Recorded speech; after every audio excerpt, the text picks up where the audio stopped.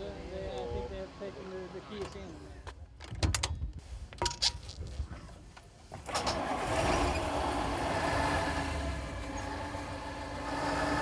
På bensinstasjon i Beograd. 1970, juli 1970. Da sto jeg og tanka diesel. Så kom det en buss med løsarbeidere som var på tur. Det var en søndag. Og så begynner de å slåss med hverandre. Der var vi da 2 biler og 4 sjåfører. Så da var jeg ferdig med å tanke. Så tar han sjåføren i handen, og så kommer en kille bak fra meg. Og så drar han fram en sånn 7 centimeters springkniv, som han dolker meg midt i ryggen med. Det er derfor jeg går og halter og bruker krøkker.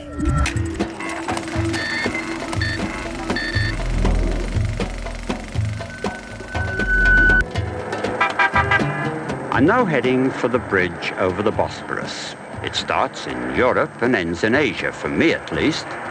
For others, it starts in Asia and ends in Europe. Once you cross that bridge, I mean, you were on your way. You know, it was a different feeling. Men det var jo greit oppe i Europa, helt til vi kom på andre siden av Bosporus og forbi Ankara. Da begynte det å bli dårlige veier. Og du satt jo hele tiden og var redd for at bilen skulle rykke sønder. Det var hele tiden bare passe på å ikke sitte og dubbe og sove. I did have a map of the Middle East, but it was very, very basic. You know, there was only sort of few roads on there. We had to draw lines and you know, put indications like if I saw something that I could identify with, you know, and I'd put the name of it on the line, like a tower or a burnt out car or something like that, which would never get moved. How they used to have accidents in desert roads like that, I never know, but it was a crazy place.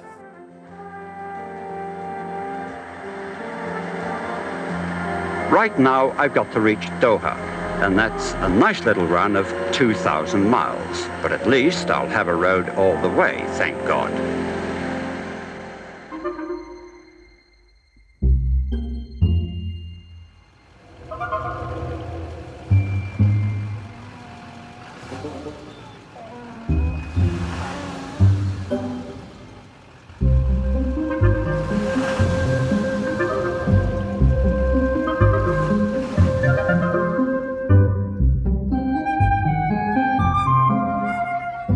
The big thing in those days was paperwork.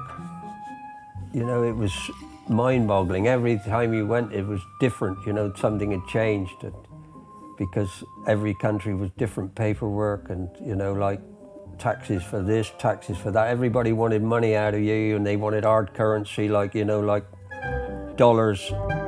Because we used to carry quite a bit of hard currency with us, you know, and people knew that. We had to. In different currencies, you know, and we were a target really, you know, for being robbed and stuff like that. You had to be very, very vigilant, you know, and never leave anything anywhere. Tenkte ikke over, visste ikke om det. Hva visste du ikke? Jeg visste ikke at det var sånn, for å si det sånn. Vi var på jobb, og nei, det var artig, skøy var det for alle fall. But I think they were taken forward with the adventure. And I think once you've done it once and learned from that experience, you want to go further.